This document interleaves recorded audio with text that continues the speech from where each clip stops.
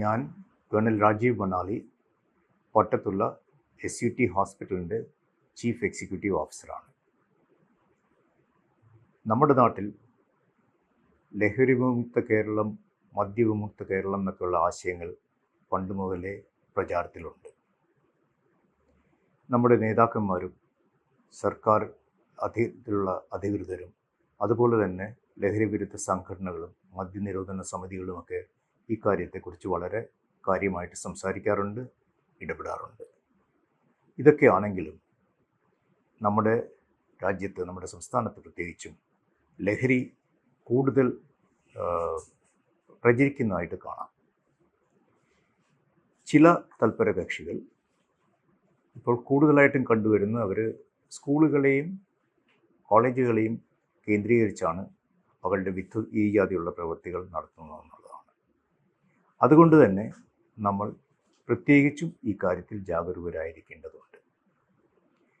നമ്മുടെ കുട്ടികളെ, പ്രത്യേകിച്ചും സ്കൂൾ വിദ്യാർത്ഥികളെയും കോളേജ് വിദ്യാർത്ഥിനികളെയും ഒക്കെ ലഹരിയുടെ വിപത്തിനെക്കുറിച്ച് ബോധവാന്മാരാക്കേണ്ടത് വളരെ അത്യാവശ്യമാണ്.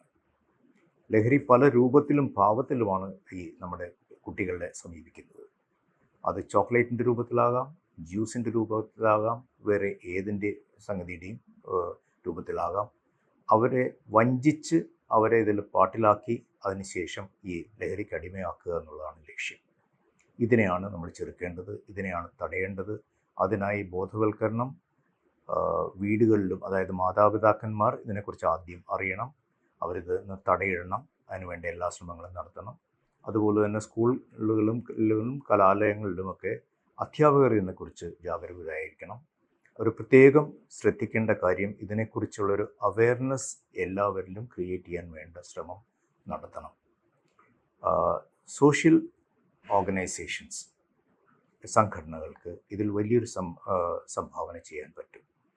അവയർനെസ് ക്ലാസ്സുകൾ സ്കൂളുകളിലും കോളേജുകളിലും കേന്ദ്രീകരിച്ച് നടത്തുകയും വിദ്യാർത്ഥികളെയും അതുപോലെ തന്നെ അധ്യാപകരെയും ഇതിനെക്കുറിച്ച് ബോധവാന്മാക്കുകയും ചെയ്യേണ്ടത് ഈ കാലഘട്ടത്തിൻ്റെ ആവശ്യകതയാണ്. അത് നമ്മൾ അറിഞ്ഞേ തീരൂ, അതനുസരിച്ച് പ്രവർത്തിച്ചേ തീരൂ. ഇതുപോലെയുള്ള സംരംഭങ്ങൾക്ക് നമ്മളെല്ലാവരും ഒറ്റക്കെട്ടായിട്ട് നിന്ന് അതിനുവേണ്ടി പ്രവർത്തിക്കണം. ആ വിപത്ത് നമ്മൾ അത് തുടരാൻ അനുവദിച്ചുകൂടാ. നമ്മൾ എല്ലാവരും ഉണർന്ന് പ്രവർത്തിക്കേണ്ട സമയമായിരിക്കുന്നു. നന്ദി, നമസ്കാരം.